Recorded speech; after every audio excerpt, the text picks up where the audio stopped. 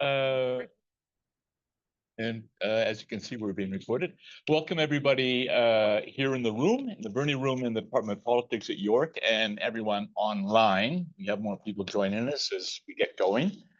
My name is Richard Saunders. I'm a professor of political economy and African politics here in the Department of Politics at York. I'm also the project director of African Extractivism and the Green Transition, which is the organization, the partnership, which has organized this meeting and which is hosting similar meetings throughout the year, the academic year. This is the second critical mineral seminar series of the 25-26 year. We started earlier this year in January, and we expect that we'll be continuing for the next few years in the academic year.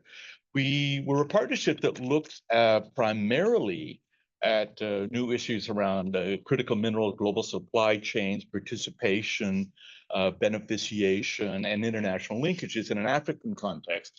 But in terms of the seminar, we tend to invite a wide range of views and wide range of issues, both from Canada, from Africa, but also Latin America. And our idea is that we're trying to foster a cross-pollination of ideas, research, policy debates as they occur in different places, and in the hopes that this will foster a wider conversation within the AEGT network.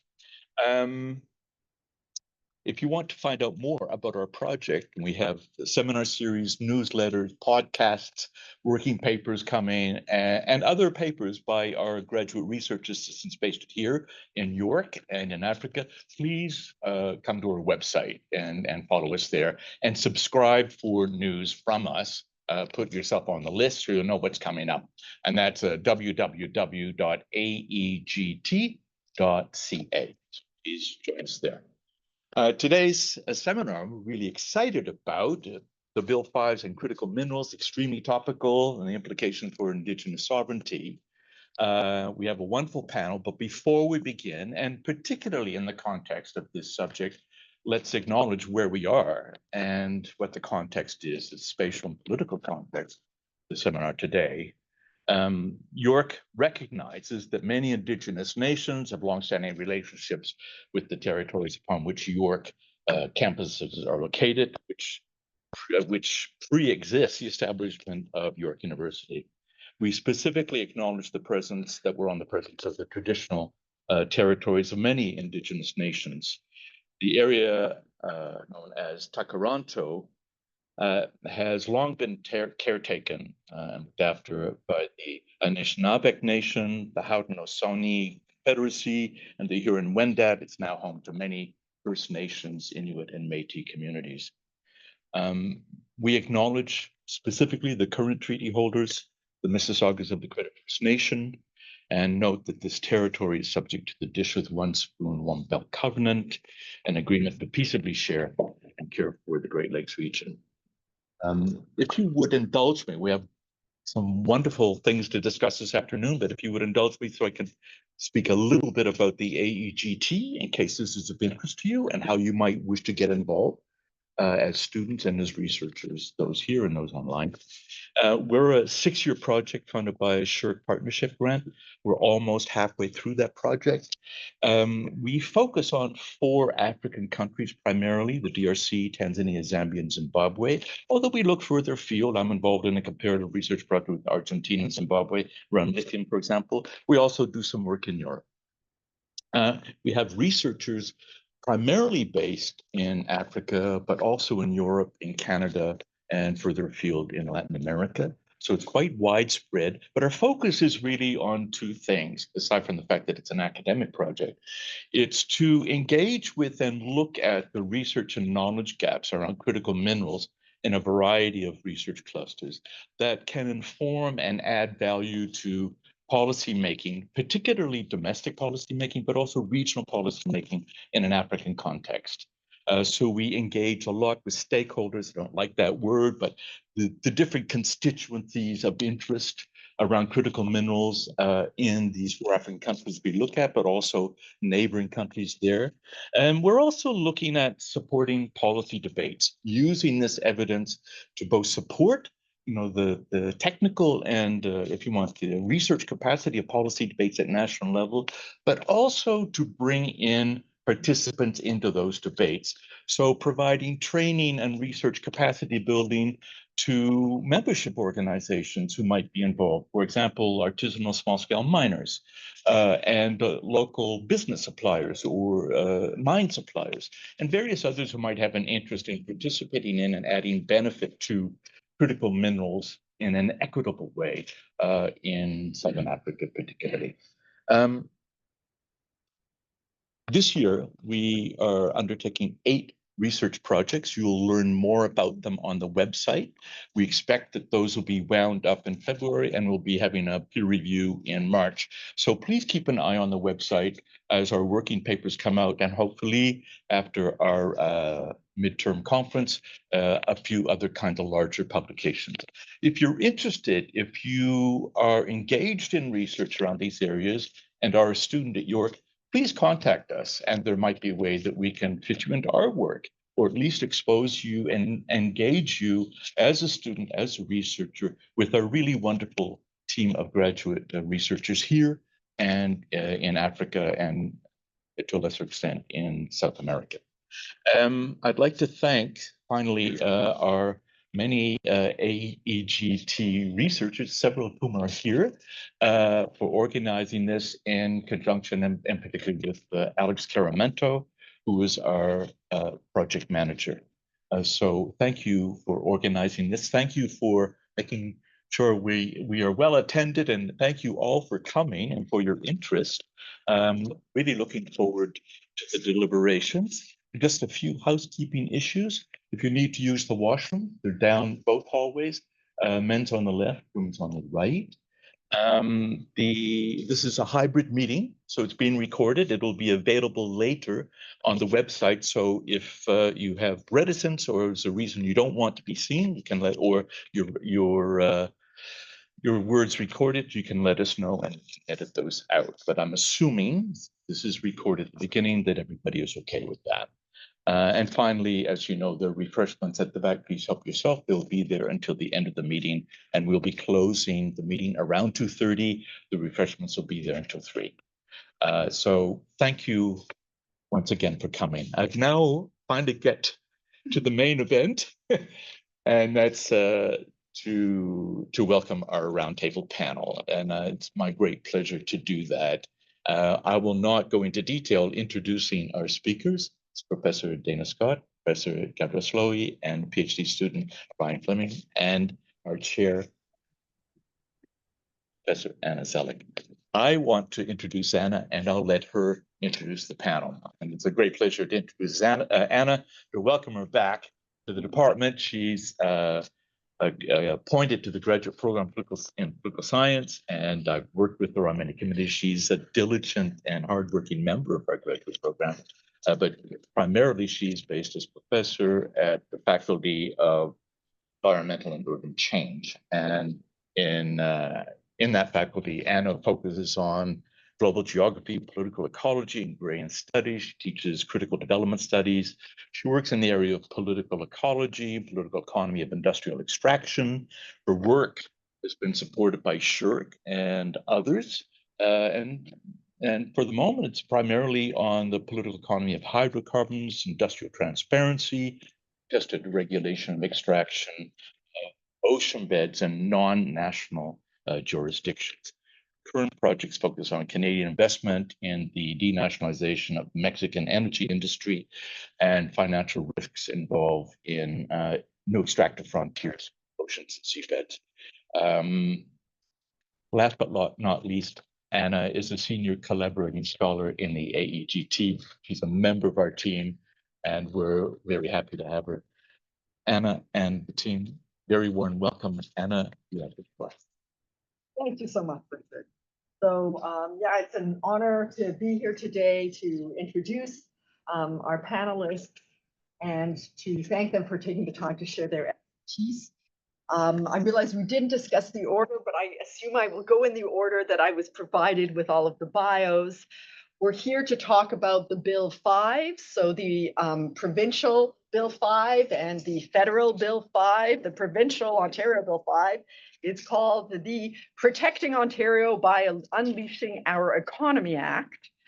And the federal Bill 5 is the One Canadian Economy Act to enact free trade and labor mobility in Canada, and the Building Canada Act. So it's sort of two pieces of legislation together. They've both been highly contested by First Nations across Turtle Island, or in the Canadian border part of Turtle Island, and in the broader environmental sectors, and you'll hear from our panel of experts on that. In early June, Ontario passed Bill 5, enabling the creation of special economic zones where infrastructure and resource projects can be exempted from provincial laws and regulations. And later in June, the federal government passed the similar Bill C5, allowing Ottawa to bypass existing federal laws for projects it deems to be in the national interest. Both governments say their bills are necessary to accelerate developments such as the extraction of critical minerals in Northern Ontario's Ring of Fire region and bolster Canada's economic resilience, especially in the face of US tariffs from the Trump administration. But the new federal and provincial powers have triggered protests and a constitutional challenge by First Nations groups who argue the bills undermine the Crown's duty to consult and accommodate communities for activities that affect their traditional territories. Our roundtable today will discuss the socio-legal implications of the bills for the extraction of critical minerals on or near treaty lands. And Richard and Alex have drafted a series of questions that were sent to the panelists to kind of animate their comments. So I guess I'll let each of you know at 10 minutes. In principle, I think I'm supposed to, I guess, cut you off at 15. I will maybe introduce each of first Dana, and then after Dana, Gabrielle, and then after Gabrielle, Ryan. I was recommend starting. No, it's okay. No, I'll be last. Okay, I thought we should. I'll be last.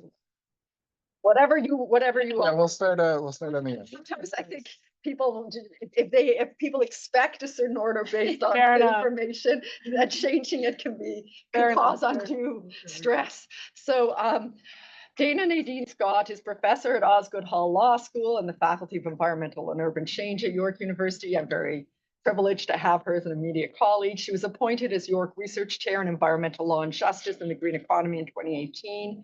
And she is currently the director of Osgoode's Environmental Justice and Sustainability Clinic and co-directs a shared partnership grant with Professor Heidi Kiwanepis-Stark on infrastructure beyond extractive material approaches to restoring Indigenous jurisdiction.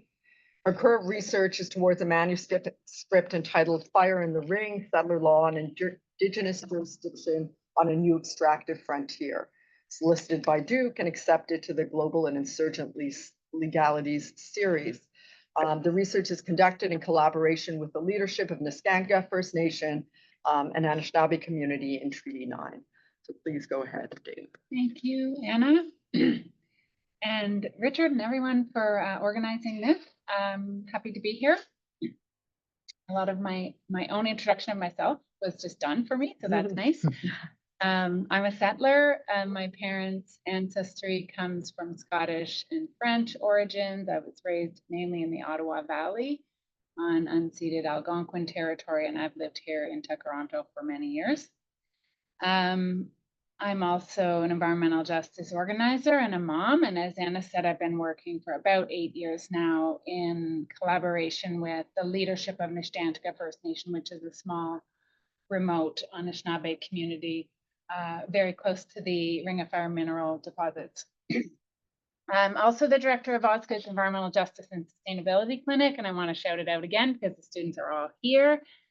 And each of these students is working very closely with a placement organization that includes many of the public interest side environmental law firms in the country, as well as the leading Indigenous rights law firms. And we are all trying to understand together, I think, the way that the transition in the energy, the energy transition is overcoming or not the sort of colonial and racist dynamics that environmental law in the settler tradition was kind of imposing over a period of many years. So in the energy transition, are we going to overcome those same dynamics, or is it going to be a continuation of them? And that's important in this context, I think, because of the way that critical minerals extraction was initially kind of conceived as sort of contributing to solving the climate crisis. In the course of starting out that research, I also met land defenders from across Treaty 9 territory and further in the far north of Ontario. So we've worked in KI and in Pewanak, some Attawapiskat collaborators and in Nishnantiga. And the work is done in a spirit of mutual aid. So this is in terms of the kind of useful work that the clinic and we can do for those communities. Of course, we also learn from their struggle, and it informs how we think about law. So in terms of that, the important thing that I was able to participate in this summer was a camp called Here We Stand, which is on the Attawapiskat River, and it's located very close to where a road to the Ring of Fire would have to cross the river. So at that camp, you'll have land defenders from Attawapiskat First Nation, which is that coastal community that will be downstream of any mining that happens in the Ring of Fire, and Nishnantiga First Nation members who live on Attawapiskat Lake, which would be upstream of that. And it's important that those communities came together, Anishinaabe and Cree communities together at that camp, trying to sort of demonstrate their presence on the river and their opposition to the mining road that would have to cross that river. So in Nishnantiga, they call the Attawapiskat the sacred and spiritual landscape of the community. They harvest sturgeon there. They take them back to the reserve. They share them with elders. They nourish the whole community. And they have a claim that the sort of integrity of the Attawapiskat River is central to their way of life. So as you have been seeing, maybe there's a lot of new radio and TV ads related to the Ring of Fire, as well as print ads. These used to feature electric vehicles, and they now feature like MRI machines and various other applications. But essentially, I think the Ring of Fire has now become this symbol that Ontario wants to take on in the wake of the Trump tariffs. And I think the main point I want to make about that is, while these minerals were once pitched as necessary to a green energy transition for electric vehicles and clean transportation, that kind of thing, up to about a year ago, we are now seeing, in the wake of Trump's threat to annex Canada and the tariffs, that the climate pretext is completely dropped from this. From my perspective, it's obvious that critical minerals are just minerals that must be mined for private wealth creation, for economic domination, warmongering, and security for some. We are here to talk about those two pieces of remarkable new legislation. So Ontario's, as Anna said, Unleashing Our Economy Act. The preamble states that unlocking the potential of Ontario's critical minerals by streamlining approval processes for mining and critical infrastructure to achieve outcomes that fuel our economy while also creating jobs and protecting the supply chain. They're also talking about the acceleration of provincial permitting and approvals for both mines and infrastructure. So I think everyone's familiar with or might be familiar with Section 9 of the Act, which contains the provisions for special economic zones. The draft criteria for those are now posted on the environmental registry. They're out for a consultation. The exact criteria will be formulated later by regulation. And this is a cabinet regulation making power. To me, that's also significant in both of these pieces of legislation, that there's a bit of an authoritarian streak, I guess I would call it. There's quite a lot of power concentrated in the executive. The legislation itself is pretty bare bones, and then the regulation making power is very significant. The power within the special economic zone section of the Act allows the province to waive let me see what it says. The cabinet may by regulation exempt a trusted proponent or a designated project from requirements under provisions of an act or regulation or other instrument to apply in a special economic zone. So it's very sweeping. They're saying they can exempt the whole area or proponent from the application of almost any law. What they're actually after, I think, are three particular laws: environmental assessment, endangered species protection, and the Heritage Act. The other thing that's remarkable about Ontario's legislation is it's Schedule 3, which is a specific carve out for the Eagle's Nest mine. This is very unusual to see in a piece of legislation. Ontario could have just canceled the agreement for environmental assessment on the Eagle's Nest mine, and they chose to do it through a schedule to the legislation. Then if we go towards Canada's, we see a similar kind of carve out, of course, but this time it applies to the projects in the national interest. So it's applying to the project instead of the zone. Those designated projects are going to be, quote, pre-approved. The government says the question is not whether the projects will be approved, but how. And of course, we've seen there's significant opposition from Indigenous peoples to these bills. It's mostly been centered on rights to consultation and consent, but also, of course, relating to the removal of environmental protections. From my perspective, the bills are specifically designed to take away tools that First Nations would use to stop projects they don't want in their homelands. And so there is a question of consultation on that, but I think there's a more fundamental question about consent that is kind of embedded in this whole idea of pre-approvals. And of course, the debate here is about the application of the United Nations Declaration on the Rights of Indigenous Peoples, and in particular, the principle of free, prior, and informed consent. There's quite a lot of uncertainty in Canada about what the legal status of this principle is. I think that particular piece has what has led mainly the federal government, but also Ontario, to really focus on Indigenous loans for equity stakes in projects as their main kind of policy response to the resistance that they're getting to these bills. I'm happy to talk more about that later. So I think that you asked us to think about implications for Indigenous sovereignty. And for me, there's kind of two things going on here. One way is thinking about the kind of resistance that's being put up to these bills. And if you think about those three areas, so environmental assessment, Heritage Act, and endangered species protections, I've started thinking about the removal of these statutory requirements as being less effective than the government might be thinking about it.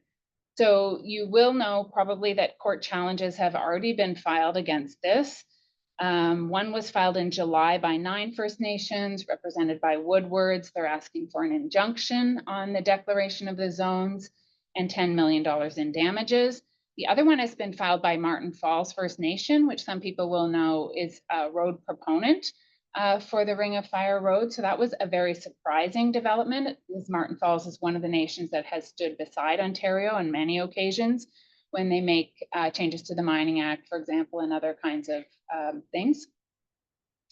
Talk about that more if people want as well. There are more court challenges to come, of course, because many groups are waiting for the designations themselves to bring the challenges or for the approvals or permits to ultimately be granted and then to bring the challenge.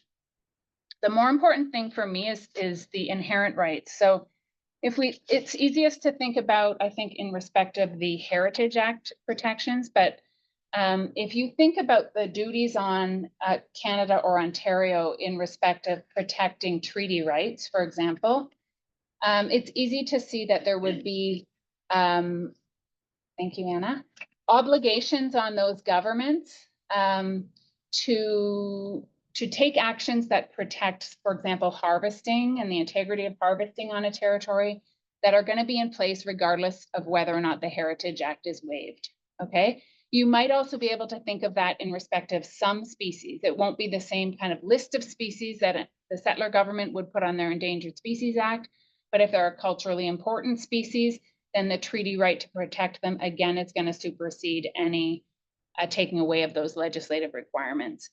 And I would also argue that this is probably the case as well for environmental assessment. It's a bit more of a tentative argument, right? But the idea would be this kind of like inherent right to understand and investigate impacts of a potential state decision and its impact on Indigenous peoples before taking a decision to approve a project or give out a permit.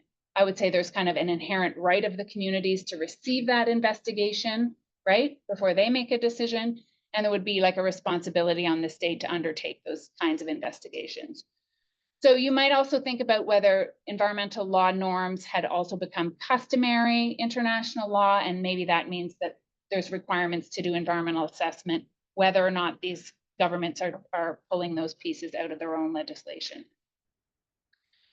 So that's kind of all I wanted to say. There's going to be, I think, really important questions about jurisdiction and authority. That's what the nations that I work with are fighting for, especially on the ground in Treaty 9. It's a little bit less about the duty to consult and accommodate and much more about like themselves owning the authority to make decisions about the land and having that inherent jurisdiction over permitting, pace, scale of development, and of course, a right to sort of benefit from the resources on the land base. So I'll stop there. Sorry for going over time. No, and you I didn't go. hope That's you have 5 minutes later. was like you still had 5 minutes. No, you went over Yeah, the. right. Okay. I think this is gonna flow well. I can see it coming together finally. I'll just introduce you. Yes, quickly. please. Yes, Gabrielle Slowey is Associate Professor in the Department of Politics here at York and a member of the graduate programs in Politics and Socio-Legal Studies. She is also the former Director of the Roberts Centre for Canadian Studies and was the inaugural Fulbright Chair in Arctic Studies at Dartmouth College and a York Massey Fellow at the University of Toronto. Her research focuses on the political economy of land claims, treaties, and self-government, especially across the North and Arctic and in areas where resource extraction occurs. Her work considers questions of community health, environmental security, climate change, and Indigenous rights in these contexts. And she employs a community-based and community-driven research approach that draws upon broader theoretical concerns of colonialism, reconciliation, staples, and democracy. So please. Well done. That was quite a mouthful. So I don't know, maybe I'm just too organic these days. I wasn't preparing anything formal, but of course, once my wheels get going, I start thinking of these things. Okay, so I love the fact that we're coming at this from different particular lenses. I think that'll help fill the story a bit more. So I tend to work in the North, and I think it's interesting in Canada, there's a kind of coherent idea that the North is the Arctic, right? The parallel above 60, sorry. But the reality is I also think of the provincial North. So my work first started in Northern Alberta, looking at what happens when you've got a community that's got a treaty, land entitlement, and they're right above the tar sands, or now we call it the oil sands. Rebranding is a real thing. And so how does that community engage with that relationship? What impact does resource extraction have in a community that's trying to figure out how to govern itself in this context? And it's interesting because there's been a lot written about places like the Yukon, Northwest Territories, Nunavut. There's a lot of studies, and interestingly, there's less on the provincial North. And I was shocked when I first started coming back to Ontario that how little is written about Ontario. So thank you, Dana, because she's one of the few. But like, there's a very few of us who write about what's going on in Ontario. One of my first chapters was comparing Ontario to Alberta, because I had a student in my class saying, "Hey, I'm from an Ontario First Nation. We should do what Alberta's doing." And I'm like, "Whoa, let's just back that up a bit." And I more recently wrote a chapter called "Rolling Over Indigenous Rights," and that was a chapter based on when Ford, after COVID, announced that he was going to create new environmental or exclusive economic zones and have these ministerial zoning orders as a way to allow more mining in the North. Because during COVID, they were putting money into social programs and putting money back in people's pockets. But then after COVID, they had to find a way to pay for all that. So I would argue that this idea of pointing to some excuse to open the North is not new. We're just somehow using Trump today. A few years ago, it was COVID. Who knows what will be in the future. But the basic reality is the Ontario government is really looking north to look for ways to sort of generate and kickstart their economy. Now, mining has a pretty good history in the North, but comparatively, it's funny. We always think as people in Ontario of Ontario sort of a leader in Canada. And I would argue when it comes to Indigenous rights, it's 100% a Vanguard. Like it's way behind almost every other jurisdiction in engaging with and how it addresses Indigenous rights. So what's interesting is my work is different than Dana's in the sense I've worked with Anishinaabe Nation, which is a sort of umbrella group that works with 49, represents 49 First Nations Ontario. And what's interesting, I don't know how many of you know this, but we have, historic treaties in Canada and we have modern treaties. And in Ontario, we're dealing with the historic treaty environment. So Treaty 3, Treaty 5, Treaty 9. And Treaty 9 is an interesting treaty because it's the only treaty in Canada where the province is a signatory. So Ontario is actually a signatory to the treaty, which really makes things interesting, but also complicated. There's a great movie called Trick or Treaty that sort of explains the whole thing if you're interested, or a great book by John Long on the history of Treaty 9. But because the province was there, there's a weird dynamic that comes into play about that. So what we see is starting with the Build Canada Act, or BCA, is that that's going to be very differently experienced across the country depending on where you are. So it's a very uneven experience. Like, so if you've got some communities that are ready to go, want some sort of development, maybe they have a modern government or modern treaty, that's going to be a very different experience than, say, a community that's, I remember during COVID, the chief of the Anishinaabe Nation and Sol Mamakwa driving to Buffalo to buy medicine for their communities because they were being told the nurse station was being told to give them expired medicine and only Advil, right? So during COVID, while our hospitals are all stacked, they're like wondering, how are we going to deal with our community members if they get sick? Where are they going to go? Because most of them have to come south. So we're dealing with communities that are dealing with, very basic healthcare issues, housing issues, water issues. And now we're trying to say, by the way, here's a mining company. I don't know if you've ever read a mining technical report when they're coming into your territory and they give you a report to review and you've got, 72 hours to review it and get your responses back. And you're lucky if you've got someone who can read it and also get a response back, but there's timing. What if there's a funeral in the community and everybody shut down so you can't ever actually respond. So there's a lot of variables that come into play that make this a much more onerous project than we're realizing. So what we're seeing, and I appreciate the idea, it's not just this duty to consult, which, by the way, the government has and isn't doing. And we're seeing, I just wrote a chapter about this too, comparing, Alberta and, say, New Brunswick, and what happens when you have a province that has a very robust or prescriptive duty to consult versus one that's just like, says to a company, go ahead. So in New Brunswick, there was a company that wanted to start fracking, and the province said, you don't have to consult those First Nations. Turns out there was a protest in Elsipogtog, and now the company is suing the government under the NAFTA, or I guess the new latest agreement, to say that you did not discharge or fulfill your duty to consult, and therefore we were unable to operate. So what I think will be interesting, and we haven't really addressed, is what role companies are going to play in this conversation. Because what I see a lot happening is companies are often, I would say the good ones. I don't know anyways. Some companies are more successful maybe at going in and working with communities. So one of the other projects I'm currently working on is with Matagami First Nation and I'm Gold. And they've asked me to come in and they want me to observe their relationship and speak to how it's been working for them and why it's working for them. Now, they're just a little bit north of Sudbury, but their experience has been very different. And I mean, it's interesting that this company wants to come in and say, like, look at what we're doing. And the chief has said to me, I want you to come in and interview our community members and get their perspective on what they think is going on as well. So there's a lot of transparency, but interest in how is it working for them, this particular arrangement. And so what we're also seeing, so what I'm seeing a lot in Canada and a lot of the conversations, and we were just at the First Nations Major Project Coalition meetings, that's a big mouthful, but there's a lot of, I'm just looking, like I know JP is giving another conference on the Spark Summit. Yesterday, I attended one called The Path Forward, Indigenous Participation and Project Development in Canada, that was celebrating where 38 First Nations became minority owners in a major natural gas pipeline in BC. It's the largest Indigenous equity partnership in Canadian history. A transaction of $736 million was made possible by a $400 million loan guarantee from the Canadian government. So this is the new thing. We talk a lot in Canada about impact benefit agreements. Right? When a company goes in, they often negotiate an impact benefit agreement. They offered some jobs, maybe some training, some employment. But now we're hearing a lot more about equity stake. That's no longer sufficient. Everyone wants a stake of equity. And so we're seeing, whether it's Infrastructure Bank Canada or the First Nations Major Project Coalition, or all these organizations coming together to say, how can these communities have equity partnership. And this is, it's being touted as the key or a very important step in economic reconciliation. And that's a word I use a lot, I hear a lot, is economic reconciliation is what we're achieving. So there's a lot of buzz, if you will, around in Canada that I'm hearing and I'm seeing through these different organizations organizing all these events and conferences where Indigenous communities are saying, not only do we want development, we want equity.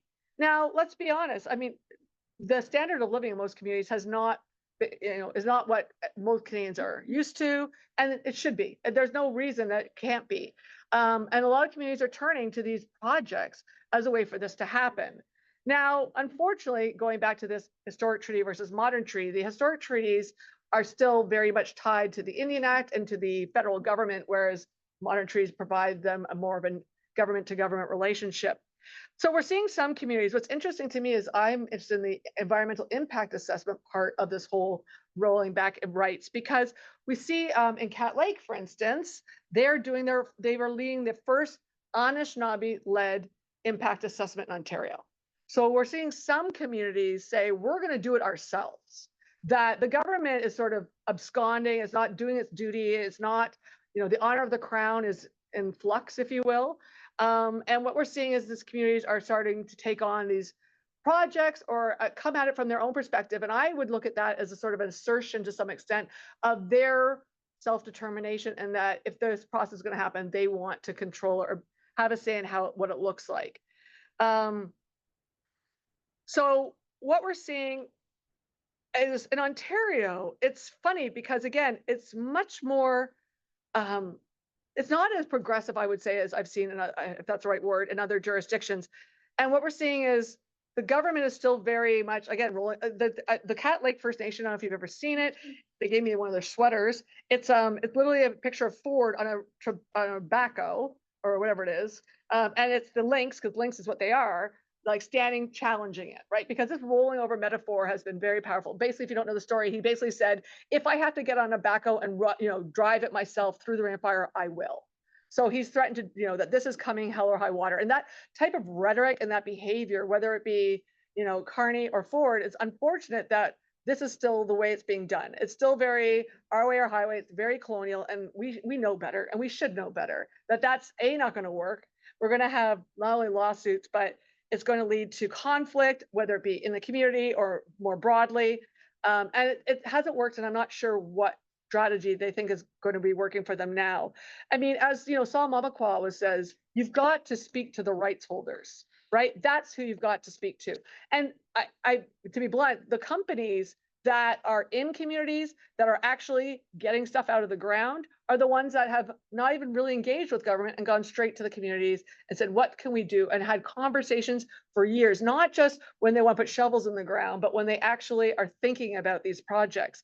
So when I was working for the Alberta government, one of the things that was interesting was it was like the communities and the companies were talking, and the province was trying to find a way to reinsert itself into that conversation, that they were trying to find out how could they engage. And it's interesting that, at the end of the day, whether you like legislation or not, somebody writes it, right? Governments are still having to sign off on these deals. There's permitting processes and so forth. So it's going to be interesting to see, and I'll be interested in the corporate perspective to a certain extent. Yes, there's a lot of concern about getting to, so I don't know if you know a lot about the mining cycle and so forth. Permitting is one thing. The key is, it's not the cost of conversation, it's the cost and delay of production where they lose their money, right? So getting to yes is important, but they also are mindful to some extent, more so. And I'm seeing a lot more conversations in the mining industry of how do we engage respectfully and connect with communities, for the most part, depending on the company, but a lot of Canadian companies, at least that way, less so Americans. And how do we make sure that this relationship is one that's beneficial? Now, we know there are lots of horror stories like De Beers and Attawapiskat, for instance, and the Victor mine. That did not happen. There's a lot of other variables that went on there and a lot of politics that came into play. But I find it disturbing and concerning and alarming that we're still sort of like very Churchill in the approach of, we will, have the Ring of Fire come hell or high water and meet them on the fields. And I'm just, in this day and age, it just seems counterintuitive and counterproductive and the opposite of economic reconciliation in every imaginable way. So that's all, I'll leave it there, and I'll pass it over to Brian. Thanks so much, Gabrielle. So Brian Fleming is a PhD candidate in political science at the University of Toronto, specializing in Canadian politics and international relations. A member of Attawapiskat First Nation, his research interrogates treaty federalism, Indigenous law, and the politics of resource extraction with a focus on Treaty 9 and Ontario's Ring of Fire. His doctoral work builds on his MA thesis at York University, Settling Things Right, Cree Pathways to Modernizing Treaty 9, which developed the Treaty Modernization Toolkit, an innovative framework translating Indigenous legal traditions into governance design, consultation protocols, and accountability mechanisms. Ryan has held policy roles with Public Safety Canada, Indigenous Services Canada, and Crown Indigenous Relations and Northern Affairs Canada. At the University of Toronto, he serves as head teaching assistant in political science, advancing Indigenous methodologies and decolonial pedagogy, and his SSHRC-supported research engages debates in federalism, sovereignty, and institutional design, highlighting the centrality of Indigenous legal orders in shaping Canada's political future and its resource governance. So welcome back to York, Ryan. That was quite the introduction. You steal my LinkedIn information? I was like, I didn't hand that over. Good afternoon now, everyone. Watch it. JD students, yeah. Year question mark 1, 2, 3 more. Two. Awesome. I'm applying to law school this fall as well. And I remembered to write his letter. That's right. Write my letter. Write the letter. Okay. How do I beat the introduction now? So yeah, my name is Ryan Fleming. I'm an Omashkego Cree scholar and policy leader from Moose Factory of Moose Cree First Nation. Also from and registered in Attawapiskat First Nation in Treaty 9 territory. So like my introduction mentioned, I'm a PhD candidate at a U of T. I'm currently supervised by Cheryl Lightfoot, Vice Chair of the United Nations Expert Mechanism on the Rights of Indigenous Peoples. She's also the former Canada Research Chair in Global Indigenous Rights and Politics. I would also like to acknowledge my previous alma mater supervisor here at York University. I need to put some respect on her name also, because I wouldn't have been able to get here without her. Both of my previous and now my current supervisor have guided me with care and respect and rigor, and have encouraged me to carry the voices of my people into academic and policy arenas where our treaties continue to be contested and redefined. So in the days leading up to this panel, a lot has happened in a very short period of time. I received formal consent of my home nation, Attawapiskat First Nation, and the Mushkegowuk Council and their executive to carry a mandate on behalf of their nations. So this mandate affirms that I speak not only as a researcher, but as an Omashkego person entrusted to bring our voices, our laws, and our realities into spaces like these. Mushkegowuk Council also represents 7 First Nations in Northern Ontario in Treaty 9 territory, them being Attawapiskat, Kashechewan, Fort Albany, Moose Cree, Taekwa-Tegamo, Chapleau Cree, and Missanabie Cree as well. So who together, they all form the heart of Omashkegowuk Nation. So they are located along the western coast of James Bay. Hopefully everyone knows their geography. When I come this far south, many people do not, and that's okay, that's okay. It's just in the northern part of this province. So these nations continue to uphold governance, their languages, and their responsibilities to the land and waters. So despite generations also of Crown interference. So the same mandate given to me just yesterday and the day before that as well, grounds my application to the United Nations Voluntary Fund for Indigenous Peoples. So I am to represent Treaty 9 and the Mushkegowuk Nations at the 25th session of the UN Permanent Forum on Indigenous Issues. I'm also going to represent them at the 19th session of the Expert Mechanism on the Rights of Indigenous Peoples in Geneva as well. So these forums are where global standards for Indigenous rights, treaty implementation, and self-determination are shaped, and where the realities of our communities must be heard. So this responsibility to carry voices with consent rather than speak over them is the foundation of my work. So my doctoral research, now titled Modernizing Historic Treaties, Indigenous-Led Pathways to Governance Transformation, examines how historic treaties, such as Treaty 9, can be renewed through Indigenous law and governance. So grounded in legal pluralism, treaty federalism, and Indigenous constitutionalism, my work explores how Indigenous governments are embedding their own legal traditions, such as Wakaatuin, so something like a relational ethics, with Canada's constitutional framework. So I often describe this work as both political science and ceremony. So it asks how we return to the spirit and intent of our treaty relationships as living covenants rather than merely historical documents. So my doctoral project also expands on what we had just mentioned, my treaty modernization toolkit, which I surprisingly can just finish in a year. Much work ahead. So under that, I was only able to accomplish that under the supervision of Gabrielle here. So that toolkit translates Indigenous law into practical governance instruments, which were handed over during my meetings with Council Executive and my chiefs just in the last couple of days for their use, and also for the battles ahead.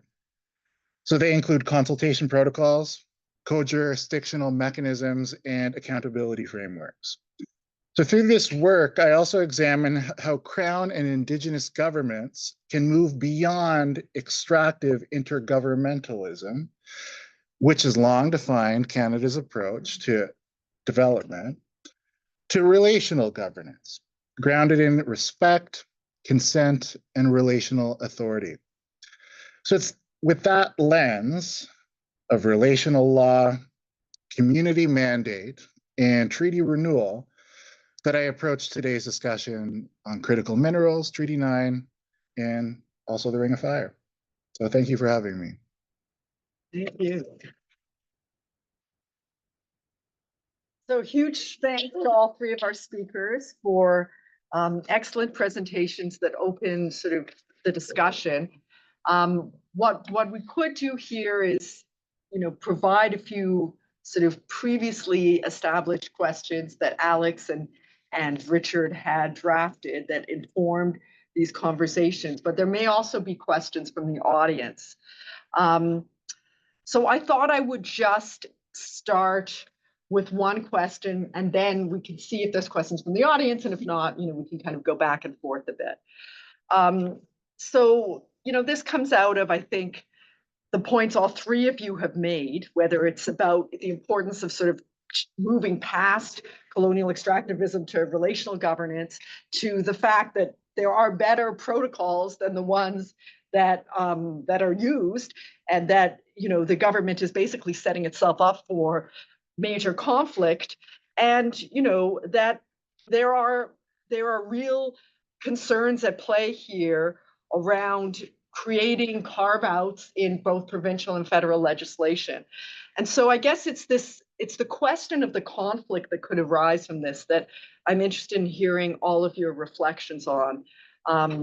As was pointed out in one of the questions that Alex and Richard provided, there's a lot here that seems to resonate with the kinds of policies that we're seeing south of the border, and that there's a certain amount of caving in both the provincial legislation and the federal legislation that shows that, basically Canada's trying to do what Trump wants in order to curry favor around other kinds of trade negotiations.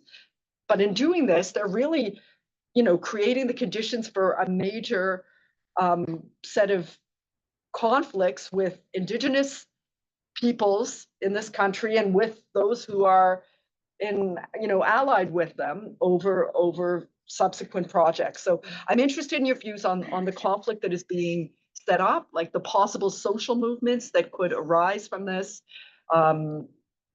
Wet'suwet'en leaders were just sentenced in British Columbia, and that particular movement in the pre-COVID period showed that there really is, a national movement that will stand up to protect Indigenous rights that could potentially stop the economy, right? So anyway, I'm interested in your reflections on what this could lead to. But I think we have to put it in context, right? Like when I teach even my undergrads, I say, you got to remember Canada's raison d'etre. We were a fur trading outpost for the Hudson Bay Company. That's the whole root of Harold Innis's sort of Staples thesis. I always say to my students, if we can dig it, mine it, cut it, fish it, chop it down, we will give it to you, right? We are a resource extracting country. We like to, that's all how we've been functioning since we were before Confederation.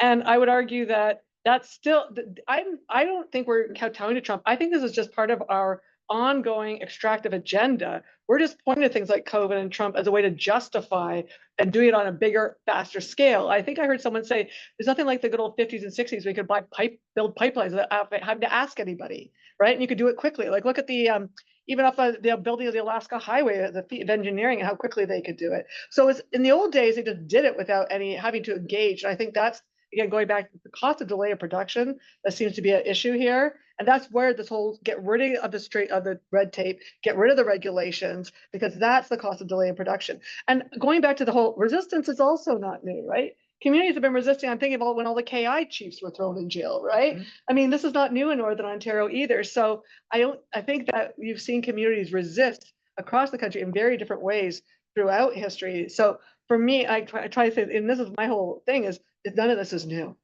It's just how it's being, how we're framing it and how we're thinking about it. But this is a continuity of the assault of colonialism on Indigenous peoples over and over again. One of my favorite comments is it's a shape-shifting colonialism. It just keeps moving and transforming. But really, at the end of the day, it's all about one thing: land. Right? That's always been the modus operandi. It's still the modus operandi. It's disconnecting Indigenous people from the land. And so what Ryan's project is so important, because it's about how does the community work through and have these conversations in ceremony, but with also going through the law and the modern treaties and everything. So for me, it's watching communities. And this is where I think the government is so out of touch.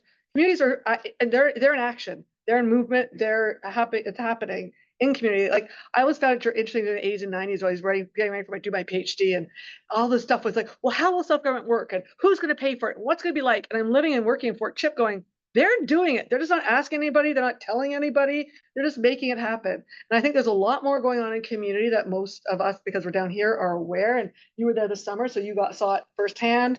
We were up there in Thunder Bay in February. Like when you're in community, these conversations are about what could happen are moot. It's happening, right? They're mobilizing. They're active. Like I talked to Fiddler yesterday. I'm like, do you have any messages? And he almost came, but he's like, we've said everything we're going to say now. Like it's all in the news. Like they've made it clear what their positions are, right? So I think it's pretty obvious that it's going to be court cases, but it's also going to be, if it comes to it, protests and disruptions, right? I mean, everyone's going to use all the tactics they have at play to have their voices heard. Because at the end of the day, again, we keep hearing communities don't not want development. Just stop doing it without talking to them first, or start asking them, or engaging with them about what it's going to look like or how it could work for them. Right now, we're still that bulldozer metaphor, and that's just no longer okay. In my opinion, that's what I got to say. No, I agree with most of that. Yeah, an important distinction. Not all nations are opposed to development, but you have to understand that every First Nation is very distinct. They're very different from one another. They have very different realities and needs. But for example, like I was just speaking to my chief 2 days ago from Attawapskat. We were just having a conversation about resource development, and she expressed that community is not opposed to development. However, they are a million steps behind at the moment than, let's say, a First Nation from Thunder Bay who's connected by road. Most of the communities that I have a mandate from are strictly remote. Attawapskat, to put a little bit of perspective on that, Attawapskat dealt with a mining company called De Beers, as we've mentioned. They're directly in the center of their community. They have contaminated land. No one is coming to clean it up. They call to a treaty partner, Ontario. Ontario waves them away that that's a company responsibility. Obviously, then they attempt to communicate with the company. No business there. Who's going to hold them to account? So they're left to deal with this contaminated land right in the middle of town. On top of that, community still continues to grow. They have lack of housing. So she had expressed that there are community members staying in tents. It's winter almost up there. So what do you do in that circumstance then to try and face these extraction pressures? You can't even have a conversation about that at that point. So my chief is a strong woman. So imagine trying to navigate her community issues, high suicide rates, among many other issues, and then now attempt to confront these extraction pressures. So as a community, as a town, as we know them down here, no infrastructure, no capacity to be able to approach something like that. So what do you do? So this is how our resistance is usually formed. We mentioned about the camp set up the Attawapskat River. Community members from Attawapskat are there. I think that was started by one of their youth. He's now sick, but I saw a video posted by Mishkegawak as well. Somewhere, was it Instagram or somewhere? I can't remember. TikTok. I'm not sure. But I was able to see what they have set up there as well. And that's the first line of resistance up there, because what else are you supposed to do? I do want to briefly touch on the specific consequences for our Indigenous communities as well, and what they are concerned about. Because I have I want today to bring a lot of voices and perspectives to this conversation. They generally have a theme, but it's important to mention where they're coming from as well. So First Nations in Treaty 9 territory view this wave of critical mineral development as that associated legislation as well, Bill 5, C5, as a continuation of a colonial resource extraction. So those frameworks that sideline Indigenous decision-making, undermine treaty rights, and place enormous ecological and cultural burdens on those communities. So from my perspective, and as perspectives of my communities, this is not simply about mining.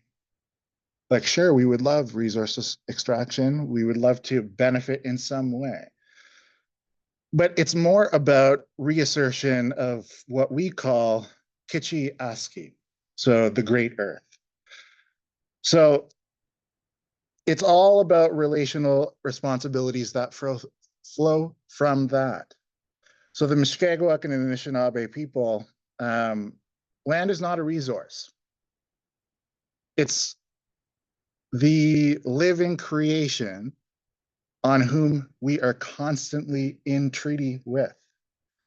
So these laws that predate and transcend Crown jurisdiction, shaping governance, spirituality, and kinship for a millennia. So the Ring of Fire lies in one of the most ecologically fragile and culturally vital regions on the planet, the muskeg and the peatlands of the James Bay lowlands. So these wetlands store vast amounts of carbon, regulate water systems in Northern Ontario, and sustain hunting and trapping and fishing. Those livelihoods that remain central to our way of life. So yet many communities in the region already face acute crises. So like I mentioned, Attawapiskat, but also Cache and Fort Albany are on permanent flood watch and face chronic housing shortages and also drinking water advisories. Nothing brand new, I'm sure, to all of you in this room, but issues that you do not have to face. So we also have suicide rates that are among the highest in the country, reflecting systemic neglect, intergenerational trauma, and the ongoing land-based loss of land-based autonomy. So Moose Cree First Nation, also where I was born and raised, is the largest in the region. It's already managing the cumulative impacts of hydroelectric development in the Moose River Basin, while Taikwa, Tagamo, and Miss Anabi balance the pressures of new forestry and mining projects. So against that backdrop, I want you to create the foundation for today's conversations. So new mining roads and corridors to development threaten the further fragment of ecosystems and displaced families from the very lands that sustain them. So Indigenous leaders have been unequivocal, though. We mentioned NAN, Anishinaabe Nation. So Grand Chief Fiddler was quoted in Northern Ontario Business. So these are publicly available also. So it's not like governments are not listening. He was quoted by saying, Bill 5 is a direct attack on our nations, our people, our treaties, and our future generations. Mushkegwa Council, Grand Chief Leo Friday is also quoted as saying, you come into our lands where we survive on the waters and the land without speaking to us. This is like what was done to our people before our lands were taken. If you keep excluding us, there will only be more resistance. Mattawa First Nation Council says it plainly also. The divide and conquer tactics are destroying us. In Anishinaabe Nation, Grand Council Chief Linda, she declared that the government of Ontario does not have the authority to interfere with our treaties. It certainly does not have the authority to interfere with our inherent rights. Should Bill 5 proceed in its current form, we will be idle no more. Sound familiar? Niskandaga also emphasized that any attempt to fast-track mining and infrastructure development in our territory without our consent will be met by our people on the ground. Bearskin Lake First Nation has also stated, this law was imposed without our consent or consultation, and it is in direct violation of our inherent rights as Indigenous peoples and our treaty rights under Section 35. We call for immediate repeal of Bill 5 and demand that Ontario respect our sovereignty. And Arrowland First Nation Chief Sonny Gagnon concluded with saying, we do not stand with Ontario in support of Bill 5. We stand in support of other First Nations in Ontario who oppose Bill 5 and are working to have it thrown out. So this is why I am here today, because our voices share a common message. Land governance is a matter of law, not legislation. So of Wokotoan, not regulatory convenience. Communities fear not only environmental degradation, but also the continued displacement of Indigenous law and governance from decision-making over their own territories. The deeper concern is existential, that the very few that understand the spirit of our treaty, mutual protection and coexistence, this understanding is being replaced by unilateral exploitation. So I thought it very important to bring those perspectives today. Thank you. You're welcome. Thank you. Dana, any Sure. thoughts? I think it's a good question, and I want to also think a little bit about the context that was in place, sort of policy context right before the Trump tariffs and all this, because I agree with Gabrielle that like this is sort of just the latest excuse for why we need to get these minerals out of the ground. But So two things were going on immediately before that. One, there are constitutional challenges to the free entry system, right? Mhm. So this is the way that the exploration companies can get the stakes without any prior consultation.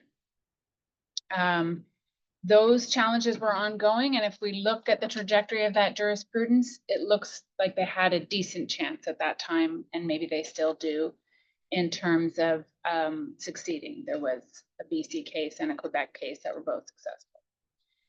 So that was part of what was going on. Also, there is the Treaty 9 jurisdiction case, which is an action filed by 10 Treaty 9 First Nations for what they call co-jurisdiction under Treaty 9. They're seeking like 90 billion in damages or some craziness. And also, I'm not saying that's not an appropriate number. I'm just saying it's a very big number. Yes.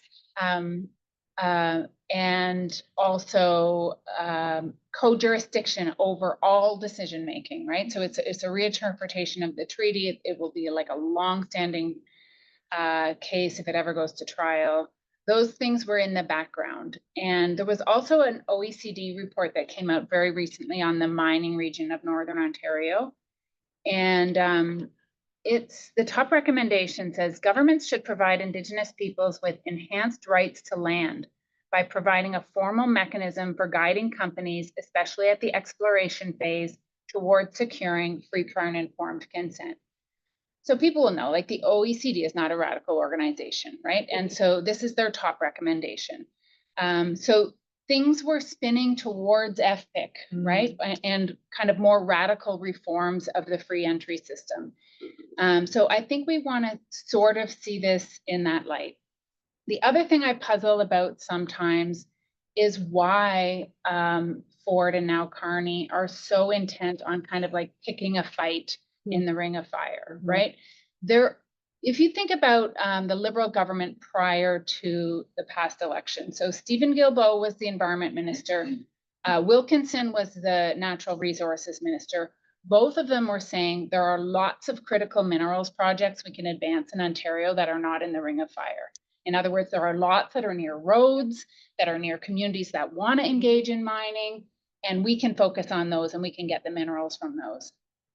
Ford knows that, and yet he continues to push this one button, right, where he knows there's resistance, and he must know it's going to be very hard to demonstrate any progress anytime soon, right? Like there's environmental assessments for those mining roads are ongoing. They need 2 years more. Those roads are going to take, they're predicting, between 5 and 8 years to build. So even this confrontation at the Ottawa-Piscat River is like 6 years down the road at least, right? Yep. So I still puzzle over that sometimes. Why is he picking this fight? Maybe he's picking this fight just to pick a fight, right? Just to say those folks, I'm against those folks. Are you with me or no?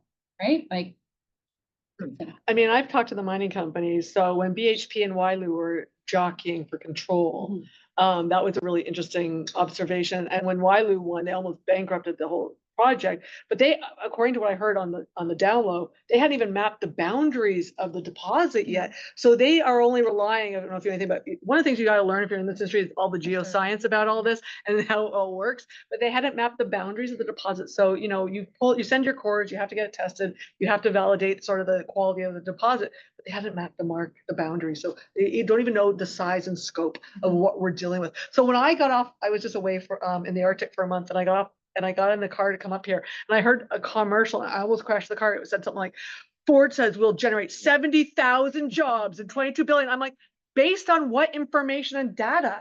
Like, what is he coming? Where are these numbers coming from? And by the way, those jobs aren't going to people up north. Like, one of the things I keep saying to fiddlers, we got to start getting people in the trades. We got to get people prepared, because if those jobs come, right now, Nunavut imports 85% of all skilled labor.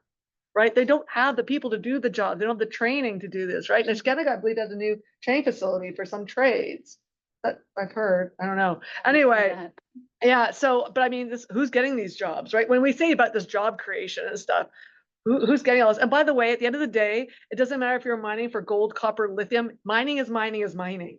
It's got to come out of the ground, right? Just because it's like Quebec saying, "Oh, we're just doing hydro development in Quebec, and we've got this like nice, blue natural gas or whatever, those things still have to come out of the ground, right? Hydro development still has to cut down trees, clear cut trees to build towers. Like every bit of development has a negative impact. There's no such thing as clean energy really at the end of the day. Sorry, that's a depressing point. But no, I agree with you because we've been saying that. I mean, they've been saying the Ring of Fire is at least 10 years off for any boots in the ground or shovels in the ground. Why is this the cause? Like you say, there's so many more other things going on in the territory. Anyway. Yeah. Thanks I'd like to give some, open Totally this agree. up because there may be questions from those of you in the audience. Please go ahead. Question. Probably a little experience, but it's so there are so many different perspectives in different communities. Like it's not a homogeneous feeling towards the development of mining, but at least from what I understand at the beginning, Ford was kind of like, like Webquay and Martin Falls, like they're in favor of this, right? Like this is, they want the development, we want the development, like everything's good. But then with Bill 5, I think it's Martin Falls has kind of started to like speak out a little bit. I'm wondering if there's like a tide of change maybe that's coming with that, because it seems like they know that it's important to have Indigenous consent because they were talking so highly of having Right. what Yeah. side. But now maybe the tide's changing. It just, and what you said, Dana, like, why is Ford keep doing this? It just seems like such a terrible idea. Maybe I'm naive and it's just, well, it's like blinding. The only thing I can think of is one of the things I see in my research is the government, poverty is expensive. The government doesn't want to keep paying, especially, don't forget, these are all Indian Act First Nations, so there are Services Canada is all over it. So a lot of what I've written about is that a lot of times you see the government trying to encourage resource extraction as a way for communities to engage with companies, so they are no longer financially dependent on the state, but more so on companies. Now, unfortunately, for some reason, Attawapiskat does not fit that mold. They did not benefit or succeed at all. That goes back to a lot of the IBA and negotiations and stuff like that, which we know about. But in most cases, one of the other things the Mining Association of Canada has done, I don't know if you know this part, is they were told to tell the federal government about all the royalties they provide to different groups. And one of the things the Mining Association said was, we will not tell you about our deals with First Nations. And I was in the room when the federal government came in and said, actually, that's the only information we want. And the mining industry didn't want to give it to them because the government's going to turn around and start with clawing back funds that they provide to those communities if they're getting royalties and benefits from the mining companies. So I'm wondering to what extent, given the financial situation of a lot of First Nations in Ontario, if that's not the cross he's kind of bearing or the hill he's willing to die on, we've got to get these things supported and promoted as a way for communities to buy in and see what's going on in their world. That would be one of my guesses, a strategy, I think, long term. But then Ryan's going to just revolutionize it, make it a modern treaty, and things are going to change dramatically. They don't see him coming yet. Yeah, I'm just trying to think of your question. Like you mean like the wave or sea change in First Nations attitudes toward development? Is that what you meant? Yeah, from what I understand, it seems like Martin Falls was kind of pro-development. I see. Yes. Okay. So I understand what you mean. Yeah. So like we kind of mentioned at the outset, like First Nations are not just some archaic, like of the land people. Like we would like to modernize as well. Like, but we have not been afforded that luxury, and it's not of our own choosing. Within historic treaty, it creates dependency on the Indian Act. Hence why communities are so impoverished. And then also we're in this current position where with the historic treaty First Nations see an opportunity in working with a treaty partner for development purposes. So I believe Martin Rivers was the road. Yeah, why not? So at the time, like it is a road that we need to connect up there. However, with the introduction of these bills, that did change the playing field, because like we're not stupid either. We could read, we could see where the dangers that that bill would lead to our inherent rights, our consent, etc. So that was that change in attitude, because they were open to working collaboratively with the provincial government at that time, but then with the introduction of that bill, that was way more than they had bargained for, and they saw the consequences for other First Nations. So that is what we're opposed to. That process. We're not opposed to development, but also at the same time, to keep in mind, since we're speaking of like Treaty 9, the attitudes of conservation and development differ depending on community as well. A lot of Mushkegowuk communities are very pro conservation, but they would like to be included in development in some way, but not by ripping up the Ring of Fire. If you look at Western First Nations, their attitude might be a little bit different, because they are a little bit further ahead. They've got to step up. They have roads. They're connected to settler society as well. So they are even a few steps ahead. And some of them also are close to towns, cities. These communities, when I do mean remote, like we can't walk there, we cannot drive there. You have to fly in at some of these. Some of them are connected by rail, like Moose Cree First Nation. So they're in a completely different circumstance. So then they would be left to bear the brunt of that degradation as well of their lands that they are currently living on and living off of. So that's just the important distinction there. I think that's what you're seeing in terms of attitude change for sure.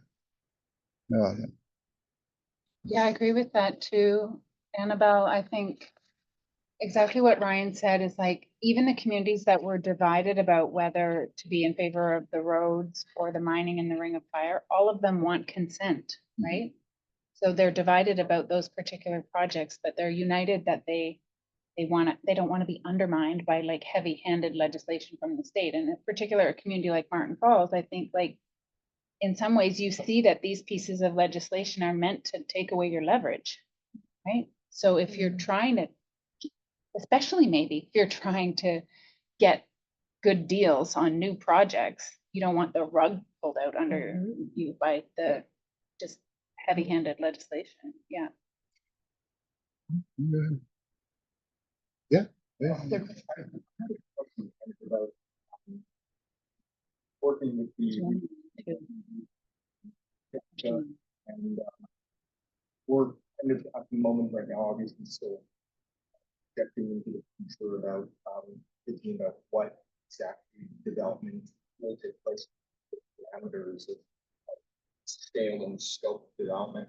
And during some of the research that I've been conducting, I've been kind of interested as like a point of reference. Like I think I need to grapple with previous regional assessments that have been conducted, because I'm not really sure about like what has been done historically. But one of the points that I've been interested in, which came up in kind of discussions with some folks in the region, is the idea that in the future, the regional assessment process could involve, I guess, in some way, getting the industries grouped together and to be potentially liable for environmental damage that they cause collectively, and figuring out new forms that could kind of take in this future regional assessment process. And I was wondering, what are your thoughts on like that direction? I just don't really know a background of how other regional assessments have dealt. So what was the community you were dealing with? I missed that part. Well, Did you mention any? Well, I'm working with the common project. Okay. Yes. And so I've been meeting with different nations in the. You must have an answer to that. Yeah, I mean, I think it's unfortunate that the communities ended up divided and unable to continue negotiate as the bloc. You know, when Ottawa was negotiating as a bloc towards the regional framework agreement, which is going back a ways now, but then I think they were potentially could have made more progress towards, some kind of bond type system where the companies would have had to pay into something that could collectively be like an insurance for accident or whatever that the communities could share. They could have also probably got a better resource revenue sharing type arrangement or something like that. If Matawa could get back to unity at this particular moment right now, I think it would be really important. Like, it's an interesting moment to achieve something, but it's a bit tricky. And part of the other thing, of course, is that sometimes, and none of us know, but, or at least I don't, sometimes the agreements that are signed to become proponents, of course, include confidentiality and other kinds of provisions that prevent those First Nations from then speaking out against the project. So that's the kind of thing that could be happening in the region too. But on your question specifically, yeah, I think. So then the regional assessment now is being governed by this whole big wide group of nations, much bigger than Matawa in particular. What they're going to be able to get out of that process, I'm not sure, but I don't see it really rolling towards this kind of a collective insurance type system yet. And we're seeing so many problems. It just happened in the Yukon where there was an arsenic spill into water with the National done. And, you know, so that company's had to fold, but now who's left to clean up? And so it's just, we think there's a new deal coming in. But I mean, the North is littered from the Giant mine to the Faro mine. I mean, the history of mining in the North is just one disaster after another, and who's left to clean it up, right? So, you know, we hear about the indemnity clauses, or we've got pre-reclamation plans now. I mean, Aaron Keeling's work is really good on that. We were just there with him, and he's doing great stuff. His new book just came out, I think on the Giant mine, on gold. So there's lots of, he's doing some good stuff on it. But you're right, I think that'd be an interesting thing. But even when I'm in the Yukon with modern treaties, it's still individual, and that's one of the things. It's that divide and conquer. It's working with the individual community. And I was on a call, and I'm never sure how much is confidential stuff, but I was on a call, and one chief, I was talking about IBAs, and I was saying one of the things to be mindful is not to sign the confidentiality clause. And this chief was one of the Ontario First Nations, like, I'll tell you everything that was in our agreement. And I'm like, legally you're not supposed to. And he's like, I don't care. And he started. So they're starting to come to realize that those terms are not in their best interest. So that was an interesting conversation. That's actually a good kind of segue to the Oh. question that's on the screen, which is about equity ownership, Indigenous Okay. equity ownership, which I think Ryan and you discussed, which Dana referred to with relation to loans. Yes. Because if this is being posed as sort of the solution, it's also a way to also make those particular communities responsible for the long-term ecological damages. And so Yeah. just interested in your, There's you no could respond to this question. They say, you know, they're doing an MA thesis on Indigenous equity ownership. And they're asking if you feel that it constitutes a meaningful step toward economic reconciliation, or if it's merely a form of cooptation that legitimizes extractive industries without producing structural change. And I know that you had referred to this. Yeah, I agree with where the question is headed. Yeah, I have a very specific opinion on the loan program. It's a trap. Why that money should be fronted by the government. Their equity ownership the bill should be fronted by the owing treaty partners, whether that be Ontario or Canada. Why is that to be repaid by the Indigenous community? That's a little bit baffling to me. And if communities can't read between the lines, then I encourage them to attempt to do so, because I understand the benefit. Nice loan up front, potentially seeing some revenue right away, but that loan needs to be repaid at some point. Is there a loan forgiveness program? That would be nice. Is that part of that policy? I'm unsure. But this had reminded me, because I'm currently writing a paper where these two bills expose the limits of Canadian federalism, especially in Treaty 9. And I had a couple points where the findings of that paper just show a reoccurring pattern. Federalism continues to recognize only two orders, federal and provincial, while omitting treaty governments as co-equal partners. So it's how long are we going to play this game until we start treating these Indigenous nations as governments themselves? Like, and I'm not asking for some magic, like deem us a government. We already are in law and in the Constitution.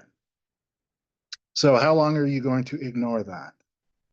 Because that is the genesis of these issues. If you start treating us like another level of government, then perhaps these issues would not persist. It seems clear, but I think by recognizing us as a government would admit ownership to those wrongdoings and potentially put them in a position where they have to reconcile a dollar figure. Potentially, question mark, I'm unsure.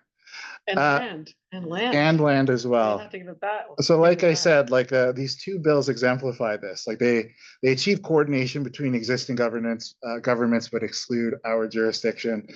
The result is coordination without consent. And so there's a legitimacy gap there where constitutional authority and governance diverge. I offer up a recommendation in that paper, and it's quite simple. Federal and provincial coordination table should also evolve into, I'm not sure, a tri-government forum, perhaps, federal, provincial, treaty governments, particularly in land use and resource and environmental policy. And this paper is just about the future of federalism. Like, are we heading toward treaty federalism, perhaps? That's never done. That's interesting because it was an interesting conversation in political science, right? Whenever I thought Henderson wrote that article, and we all started engaging with treaty federalism. So I'm curious, it kind of seemed to quiet for a while. So is it back as a conversation now? I'm shoving it into the conversation. I love it. That's great. Because that's just how I have always understood. And that's how community has always also understood. We're another level of government, nation to nation. You don't sign treaties with non-nations. So what were the treaties about? And how long are you going to ignore the fact that they're enshrined in law, entrenched in the Constitution? I have like question marks above my head. So that is also the purpose of my trajectory as well in academics and in law. It's another capacity building initiative from community as well. We need more people that have the capacity to challenge these systems as well. Enter our perspectives into the conversation. Treaty federalism, question mark. I have a point about the equity deal. Just make one small point. Like, I'm a little bit skeptical of it in terms of like, it's not an answer to the taking away of consent, right? So to me, that's a slightly separate point, but certainly the governments are positioning it as if the equity participation is a full answer to the problem. And so I think that's number one wrong. But the second thing is, whether communities that then would not provide their consent to a project in their territory want to own that project in their territory, to me is a little bit of a question mark too, right? Like, so some communities, yes, will be convinced if the balance of risks and benefits associated with a project changes significantly and the benefit side goes way up, maybe that does push them over the top and they want to consent to it. Of course, the equity participation is risk and benefit, right? Potential. But the bigger problem for me is that in mining, we're talking about a non-renewable resource, right? So mining companies come in, they exhaust the resource, they make their profit from it, and then they move on to a new deposit somewhere else, right? So the community that then buys into the project on their own homelands, right? That's going to have a limited life. Like Wailu's project is a 12-year mine, right? But then they're left, as they say in Nishnantika, with the scar on the territory forever. And so you're not generating sustainable revenue source from a non-renewable resource on your territory. But you know, and that's even if you paid back the whole loan and you still generated more profit on top of it. What was interesting, I mean, I don't know how this fits into it, but if you think about the Clearwater experience though, right? Where the communities were being burned, the fishing industry out east, right? And then they bought it as a way to sort of control some of the challenges that they were encountering. And that'd be an, I mean, it's fishing Fish. versus mining, but still, Yeah. it'd be an interesting comparison to see what's going on. There's another question, it looks like, from Leslin. Or is, Thank you so much. Thank you for having me. I would really like to acknowledge all the presenters. Very, very enriching information. I am a PhD student at York University in the Gender, Women, Feminist Studies. I am actually looking at extractive industry in Zimbabwe, the granite mining there. So I'm taking a feminist gender perspective on it. So it's very interesting to see and to learn from here, like some of the similarities and differences. And to me, I always look at, okay, any communities that have minerals, it's almost a resource scarce. And then you look at the aspect of colonialism, right? Which still lingers on, as much as, you know, we would want to move past that. So looking at the Bill 5, it's almost like, okay, the government has got a right to take or speed up the economy at any cost. Doesn't matter who gets hurt in the process. And if the First Nations were to resist, they are then considered, you know, quote unquote, violent, you know, barbaric. And, you know, according to Rostow, they need to catch up. They need to be enlightened. They need to, you know, catch on, you know, with development, right? But I feel that the government needs to come to the table with all stakeholders, you know, with respect, in earnest and transparent, right? And sometimes I think there's need to take no for an answer from the people who are on the land. Because this means, you know, sometimes displacement of people. And then it kind of reminds us of the residential schools, you know, kind of just you take people's children. Now you want to take people's land. And it doesn't matter, you know, it doesn't matter who resists, right? And when we look up on the cleaning up aspect, right, the contamination, is there enough healthcare provision? I remember there were issues, I think, in the Kashechewan region. So where is the cleanup? Where is the healthcare provision?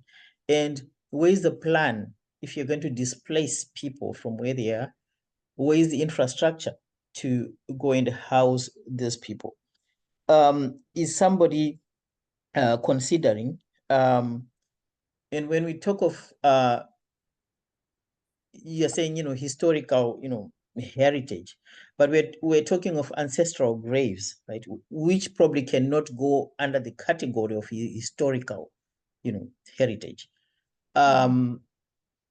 So there is some problems there. Yes, it's not that maybe the indigenous are resisting development, no, or that they don't want the economy to improve, no. But I think it's the methodology, the approach, the way things are being kind of handed down, you know, like top down, instead of being on a level playing field, discussing with all stakeholders, considering, you know, inputs from both ends and see what works for everyone. So thank you so much. thank you, Leslin. I mean, that's a good, that links well with one of the questions that was posed, which is that would there be a good way to go about partnerships with First Nations around these kinds of projects, which you've all kind of alluded to, but maybe you have more to say. Yeah, Just to add on to the end of that. sure. In this project, we're trying to make connections between the African experience and debates right now and elsewhere. This is an opportunity for that from our perspective. Is there something special about critical minerals?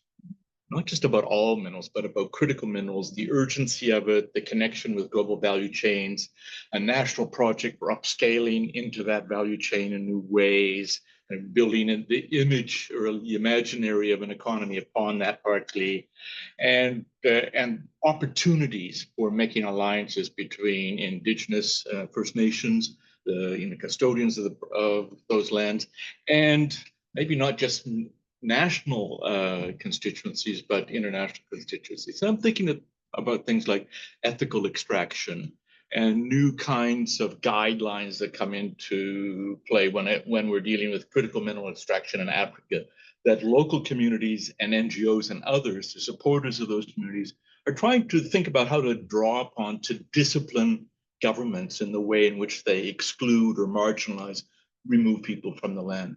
Are there any opportunities for that, thinking in a new creative way on the side of Indigenous communities and custodians of the land around critical minerals because of the special access to global value chains at this moment? It's not going to last forever, but at this moment for example, in providing materials for batteries in the EU, new regulations coming into effect about ecological extraction and forward paying the cleanup cost later, which some are advocating for now around cobalt and copper in Southern Africa. Kind of thinking creatively around the special moment, given that critical minerals are a little bit different in that sense, the way in which they're linked into a rethinking or retooling of not only renewable energy technologies, but also high-tech technology and military technology. It's got a kind of a special place at the moment. Are there opportunities for that on the part of First Nations and their allies in Canada?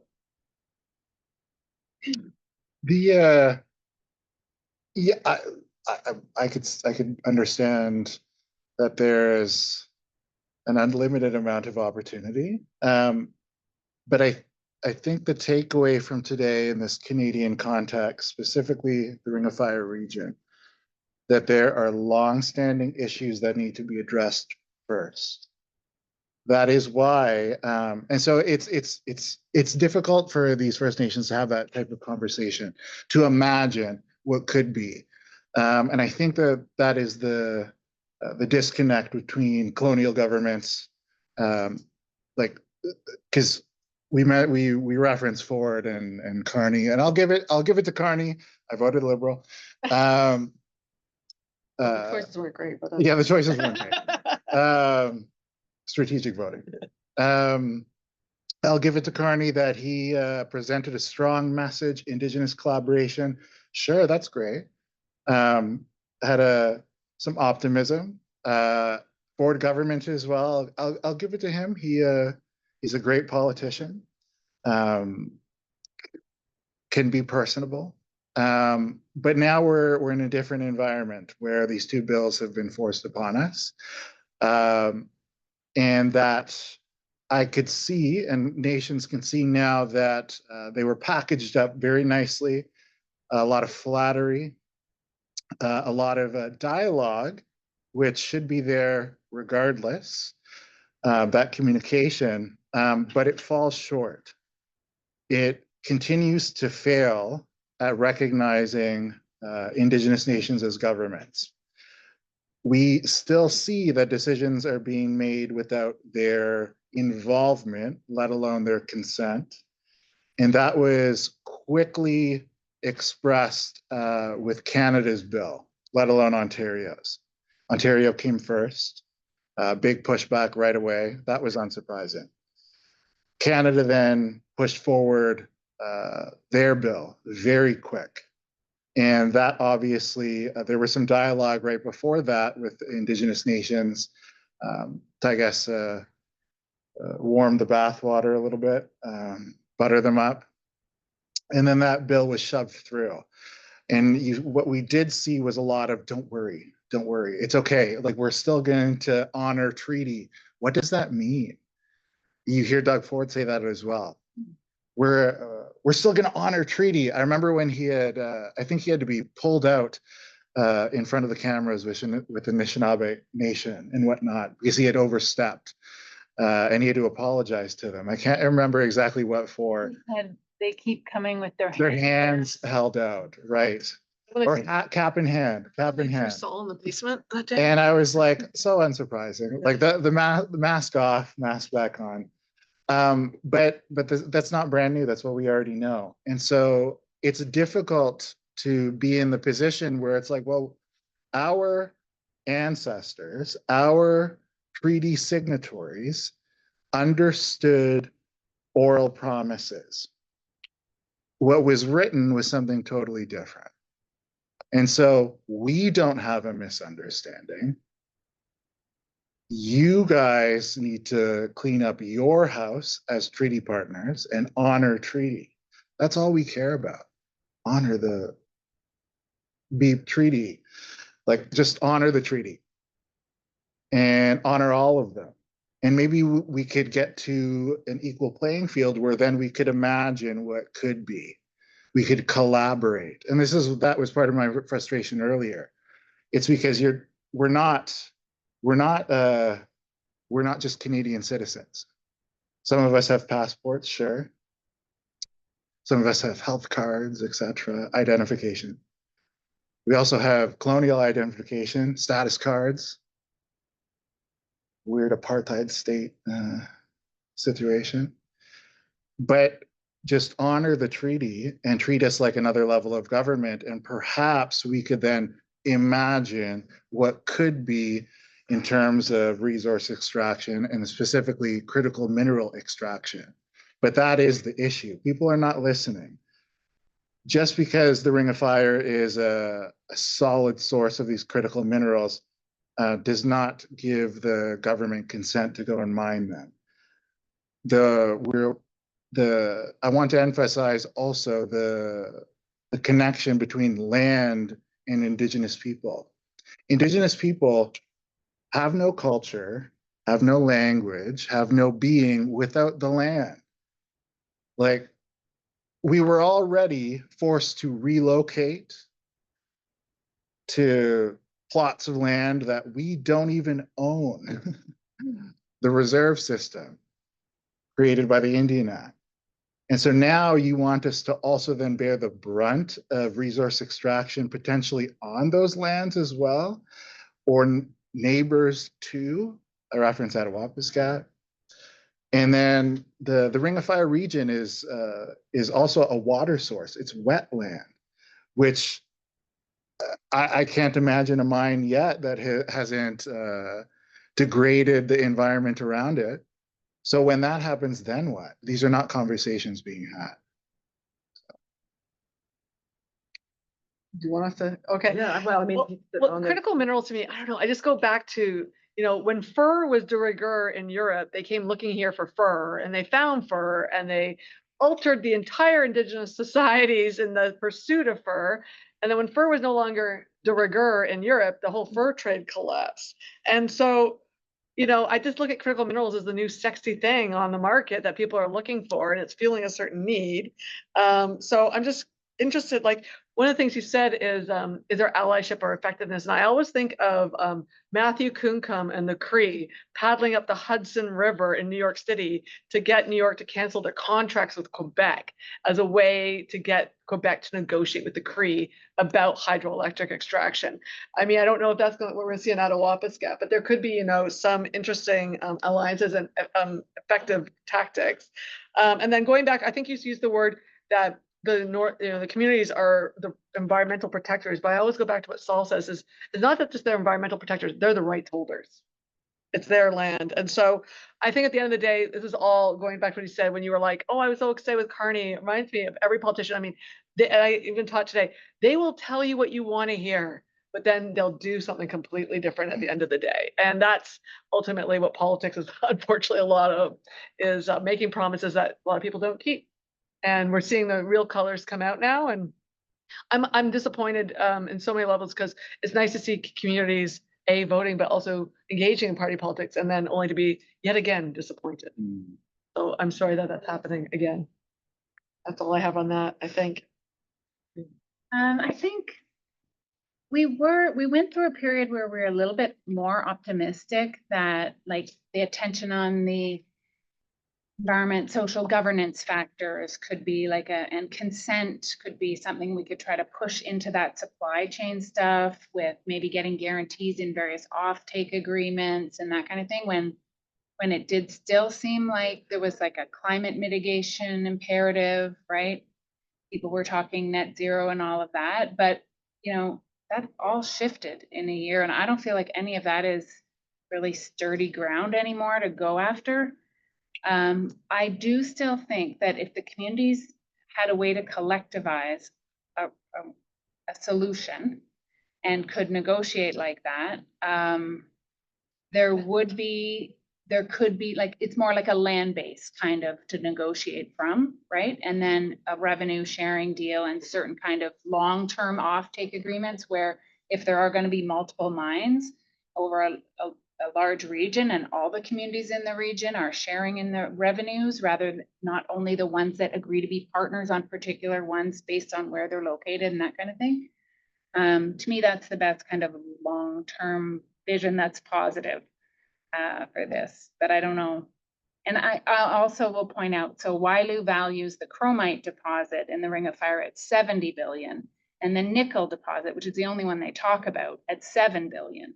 And nickel is a critical mineral and chromite, no, but whatever's critical, like whatever they want, it's critical, right? Yeah, that's Correct. Correct. So, but fair enough, but there is a structural reason for using that in the current context of, you know, renewable energies, geopolitical competition, which also provides perhaps opportunities if one is creative. What do they look like? I wouldn't suggest that it's a short-term or medium-term thing. Yeah. But in places where critical minerals and mining it has a stronger footprint in terms of national economic importance and employment. These are things where under-resourced communities have been thinking very, very hard about it and trying to think about an international context which can be used to discipline the behavior of companies and governments at local level, where they might not be strong enough to do it themselves at local level because of a whole bunch of different reasons. So it's just something to think about. If they can do it, what are they actually gaining from that? And what is the strategy? What kinds of institutions are needed to do that? That's our question. Yeah, well, we're almost at 2:30, but this was really an amazing panel. So huge thanks to Ryan, to Gabrielle and Dana. Big round of applause. Say thanks again to everyone for coming online and in the room, and especially to our panel and to Anna for chairing. Yeah, thank you. It's been really inspiring. Hope you gained as much from it as we did in our partnership. Thanks so much for coming, and hope to see you again here. Yes, Thank you very much. Please help yourself to the refreshments. I'll send you. Can you send them? Yeah, because there's one thing that informed my work, because